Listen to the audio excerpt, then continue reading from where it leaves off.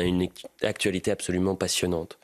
On a vécu une scène surréaliste à l'Assemblée nationale. Des journalistes du média Frontières ont été mis en difficulté, une sorte de coup de pression, par des députés socialistes, communistes, LFI, contraints d'être exfiltrés, ces journalistes Frontières, en cause leur dossier sur LFI.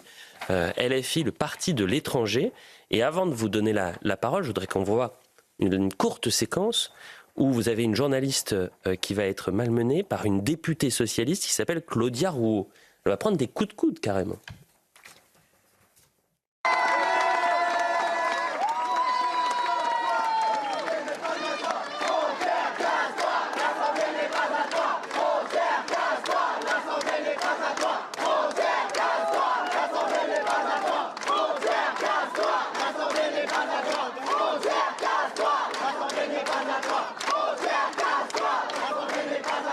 Geoffroy Lejeune. Alors vous connaissez bien l'Assemblée nationale, Philippe, vous y avez été longtemps élu. Est-ce que d'expérience, vous avez déjà vécu ce genre de scène? Non, jamais.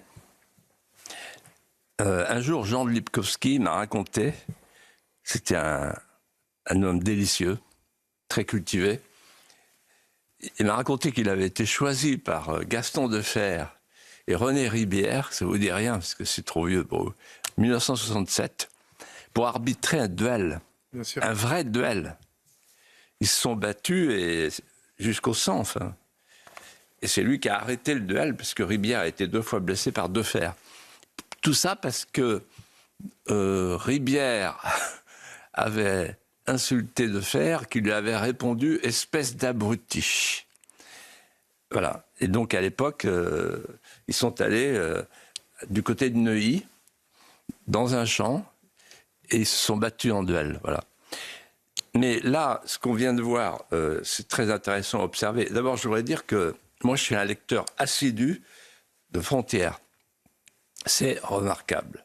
C'est vraiment toute cette nouvelle génération pour laquelle moi, je suis venu ici, à CNews. Et d'ailleurs, j'en profite pour dire, c'est extraordinaire ce que fait tout le groupe.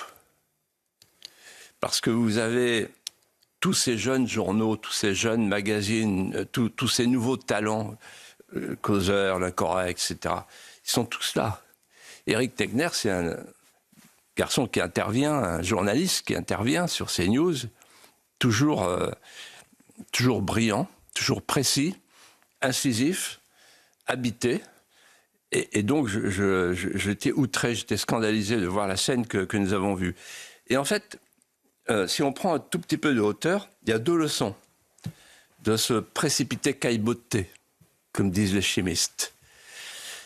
La première leçon, c'est que le narratif officiel sur l'ensemble des médias est exactement inverse de ce qui s'est passé. Puisque ce qui s'est passé, c'est qu'il y a eu un coup de pression sur une jeune journaliste qui s'appelle Louise Maurice, héroïne, et elle ne s'est pas laissée faire, mais quand même. Donc un coup de pression. Et aujourd'hui, de quoi on parle? La provocation des journalistes de Frontières. Ah bon? C'est eux qui sont à l'origine de ce pourquoi ils ont été victimes. Donc c'est la fameuse inversion victimaire. Et puis, il y a aussi une autre leçon sous-jacente. C'est la reconstitution du Front républicain. Parce que vous avez vu l'ensemble des groupes politiques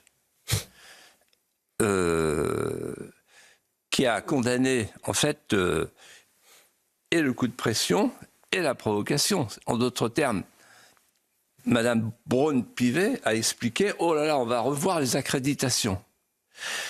Et alors ce matin, j'ai ri en voyant Romain Desarbes qui charcutait de manière très courtoise Éric Coquerel. Et en fait, ce que disait Éric Coquerel, en gros, c'est extraordinaire, on se croit en Union soviétique. Il dit « Ouais, ok, d'accord, il y a des journalistes militants, il y a des militants journalistes. » Et c'est pas pareil. Ils ont tous la carte de presse, donc c'est pas là-dessus qu'on peut juger.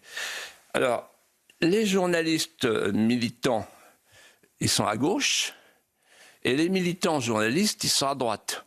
On a le droit d'être journaliste militant, parce qu'on est à gauche, mais on n'a pas le droit d'être militant journaliste parce qu'on est à droite. Et donc, il faut changer les accréditations, et ce qu'ils sont en train de préparer, c'est le coup de C8. Arcom sort de ce corps.